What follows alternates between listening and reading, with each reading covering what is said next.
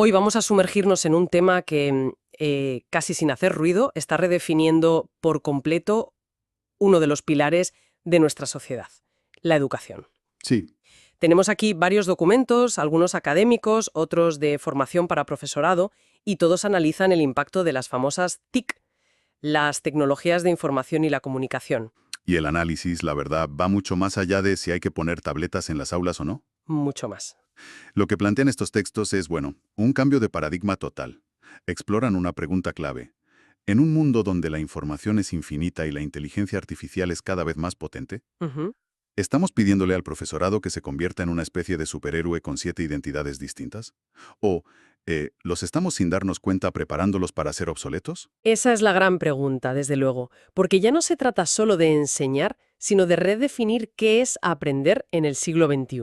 Exacto. Así que, a ver, vamos a analizar el contexto en el que nos movemos, vamos a desmontar algunos mitos que se resisten a morir y, sobre todo, vamos a explorar esa transformación del rol del docente. Pues vamos a ello. Bien, vamos a ver qué hay detrás de todo esto. El punto de partida de todos los documentos es un concepto que oímos por todas partes, pero que a veces suena un poco a humo, ¿no? La sociedad de la información. Sí, es un término muy manido ya. Se nos describe como un entorno de digitalización constante, comunicación al segundo y un flujo de datos que no para nunca.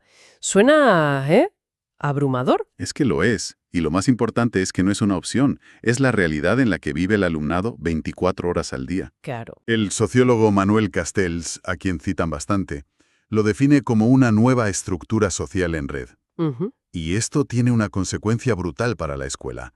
Ya no puede ser una burbuja.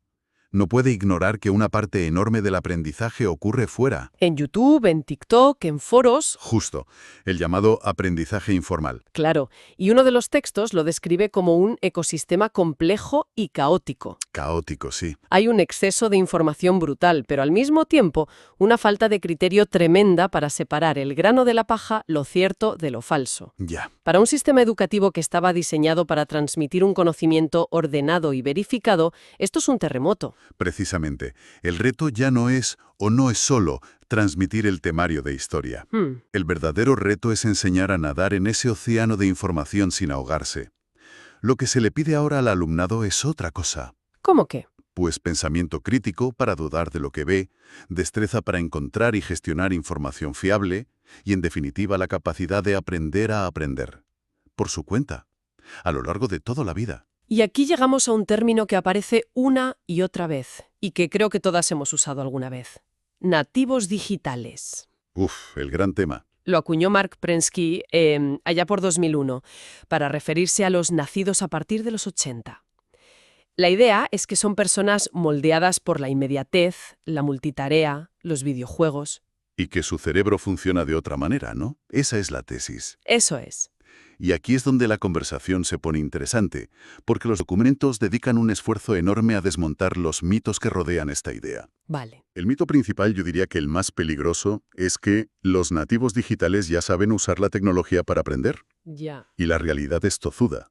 Saber subir una historia a Instagram o ganar una partida de Fortnite no te da, pero ni de lejos, la competencia digital para hacer un trabajo de investigación, o colaborar en un documento, o discernir una noticia falsa. Me parece un punto crucial. Es como pensar que por saber conducir un coche ya eres mecánica. Exacto, son habilidades completamente distintas. Claro. Pensar que por darles tabletas ya estás innovando es como creer que por comprar sartenes carísimas ya eres un chef con estrella Michelin. La herramienta no es la técnica. Vale, entiendo. Y otro mito que destrozan es el de que la tecnología por sí sola motiva. Ah, este me interesa. Puede que haya un efecto wow al principio, pero sin una intención pedagógica clara detrás, sin un reto bien diseñado, la tableta se convierte en una distracción muy cara. Entiendo. Pero me sorprende porque parece muy intuitivo que a los chavales les guste más usar una tablet que un libro de texto. ¿Qué dicen las fuentes sobre por qué esa motivación inicial se desvanece tan rápido? Porque la motivación real no viene del dispositivo, viene de la tarea. Mm, Viene de sentir que estás resolviendo un problema interesante, que estás creando algo tuyo, que estás colaborando con otros. Si usas la tablet para hacer lo mismo de siempre, como rellenar un PDF que es igual que la ficha de papel, la novedad dura 5 minutos. claro. La innovación no está en el aparato, está en la metodología. Vale, lo pillo. Y supongo que esto nos lleva al mito definitivo. Al más importante de todos, el mito de que la tecnología sustituirá al docente. ¿El gran miedo? Sí, pero en esto los textos son unánimes y muy contundentes. La tecnología amplifica el alcance de un buen profesor, pero no reemplaza su papel humano. Hay una frase que se repite como un mantra. La tecnología no enseña, enseñan las personas. Y en una era de desinformación y sobrecarga, la figura de un guía humano, de un mentor, se vuelve más necesaria que nunca. Entonces, si ya no es el sabio en la tarima que suelta el conocimiento o el proveedor de contenidos, ¿en qué se convierte? Los textos hablan de que debe ser un monitor o facilitador del aprendizaje. Sí, pero eso la verdad se queda un poco corto. Sí. Uno de los documentos lo desglosa de una forma que me pareció brillante, en los 7 roles del docente digital. Y no es una lista de tareas, ¿eh? Es una redefinición completa de la profesión. El primero es el de mediador cultural. Mediador cultural. Suena muy potente. ¿Qué significa exactamente? Significa que ya no es el que tiene toda la información, sino el que enseña a navegarla. Es un filtro inteligente. Un curador de contenido, que se dice ahora. Un curador de contenido exacto, que te enseña a identificar fuentes fiables, a contrastar versiones, a detectar sesgos. En el fondo, es un entrenador de pensamiento crítico. Vale, entiendo. El segundo rol que mencionan es el de diseñador de experiencias de aprendizaje. Un momento. Eso suena más a un diseñador de videojuegos que a un profesor de lengua. Bueno, va por ahí. Implica una creatividad que va mucho más allá de dar clase. Explican cómo se supone que un docente puede llegar a ser eso con los recursos y el tiempo que tiene. Esa es la pregunta del millón. Y los textos admiten que es un salto cualitativo enorme. La idea es pasar de la pregunta ¿qué ejercicio les pongo? A ¿qué experiencia necesitan para entender esto? Ya. Y esa experiencia puede ser crear un podcast sobre la Revolución Francesa, diseñar una campaña en redes para concienciar sobre el cambio climático o programar un pequeño videojuego para entender conceptos matemáticos. Entiendo. No se trata de hacer superproducciones, sino de plantear retos relevantes y usar la narrativa y los formatos multimedia para que el aprendizaje sea memorable, significativo. Es un cambio brutal. O sea que el profe de historia ahora también tiene que saber un poco de guión, de edición de audio. ¿Claro? Esto conecta con el tercer rol, ¿no? El de comunicador multicanal. Totalmente. Ya no basta con la explicación oral y la pizarra. El docente debe saber usar historias, metáforas, infografías, vídeos cortos, dominar el lenguaje visual y digital que su alumnado consume a diario para hacer comprensible lo complejo. Es competir por su atención en su propio terreno. La lista sigue y me parece agotadora solo de leerla. También hablan de un facilitador emocional que crea un clima de seguridad para que se pueda experimentar y fallar sin miedo. Fundamental. Un creador de material digital que no solo consume vídeos de otros, sino que modela cómo se produce contenido de calidad. Y luego los dos últimos. Que son quizás los más importantes. Es un modelo de competencia digital, es decir, alguien que usa la tecnología de forma fluida, crítica y ética delante de sus alumnos. Claro, predicar con el ejemplo. Y finalmente, y este es mi favorito, es un puente humano digital. Un puente humano digital. Eso sí que necesita una explicación. Pues es el rol que lo une todo. Es la persona que tiene el criterio para decidir cuándo la tecnología es la mejor herramienta y cuándo es mejor dejarla a un lado y tener una conversación cara a cara. Saber cuándo apagar la pantalla. Exacto. Es quien conecta el potencial de las herramientas digitales con el pensamiento profundo, la ética y la empatía. Es el que aporta el discernimiento humano en un mundo cada vez más gobernado por algoritmos. Ya. La tecnología te puede dar datos, pero el puente humano te ayuda a convertirlos en sabiduría. Vale.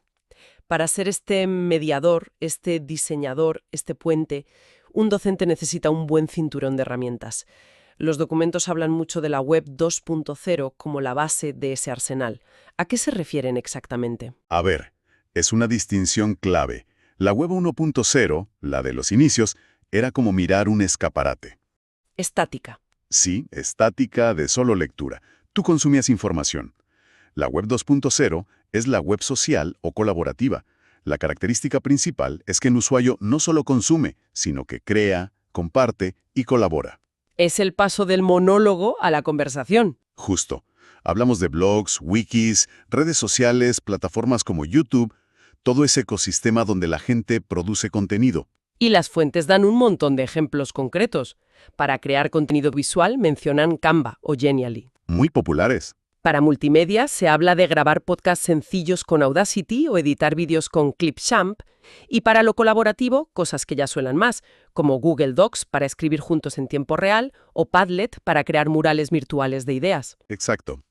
Son herramientas que permiten que el alumnado deje de ser un mero receptor pasivo y se convierta en un productor activo de conocimiento. Ese es el cambio fundamental que proponen. Pero claro, justo cuando parece que empezamos a dominar este universo de la web 2.0, llega la inteligencia artificial y lo pone todo patas arriba otra vez. La nueva revolución. Los textos la presentan como una revolución con un potencial educativo enorme. Y lo tiene. El potencial es innegable. Hablan de 3 grandes áreas. La primera es la personalización del aprendizaje. Ajá. Una IA puede adaptarse al ritmo de cada estudiante, proponiendo ejercicios más fáciles o más difíciles según su progreso. Ya. La segunda es su papel como tutor virtual. Puede dar feedback instantáneo sobre un problema de matemáticas o corregir la gramática de una redacción a cualquier hora del día. Y la tercera, que es un alivio para los docentes, es la automatización de tareas administrativas. Sí, como corregir exámenes tipo test, para liberar tiempo y que puedan centrarse en lo que de verdad importa, la interacción humana. Suena increíble. Pero también se dedican a advertir de las desventajas, y no parecen pequeñas. No, en absoluto, y son críticas. La primera y más obvia es la falta de interacción humana, que es insustituible para el desarrollo social y emocional. Luego está el enorme riesgo del sesgo algorítmico. ¿Puedes ponerme un ejemplo práctico de eso? ¿Cómo afectaría a un estudiante? Pues imagina una IA que crea planes de estudio personalizados.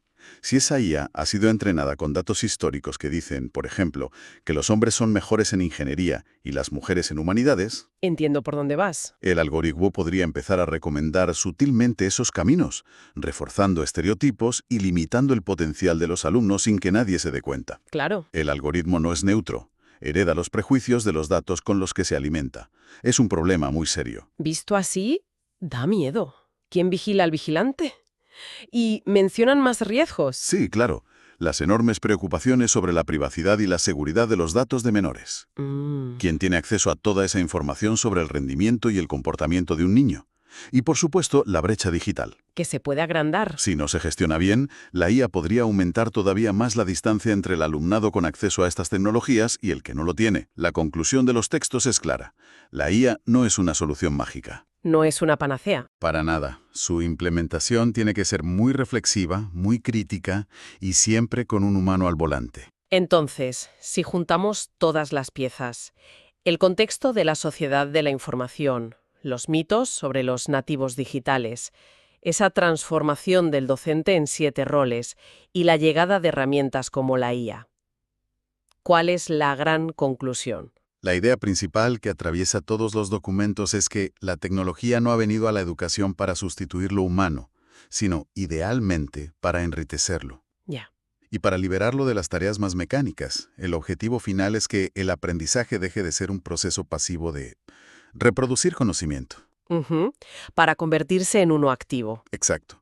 Uno activo y creativo de producir conocimiento. Que los alumnos no solo estudien la historia, sino que se conviertan en pequeños historiadores, que no solo resuelvan problemas, sino que aprendan a plantearlos. Exactamente. La meta es crear experiencias más colaborativas, más creativas y, paradójicamente, más humanas. Hoy, la información está a un clic de distancia para cualquiera. Eso ya no es lo valioso. Pero el proceso de convertir esa información en conocimiento y luego ese conocimiento en sabiduría sigue siendo una función esencialmente humana. Claro. Que necesita la guía y el acompañamiento de un buen docente. La tecnología puede ser un instrumento increíble, pero la orquesta la sigue dirigiendo una persona. Lo cual nos devuelve a la pregunta del principio y nos deja con una última reflexión para el futuro.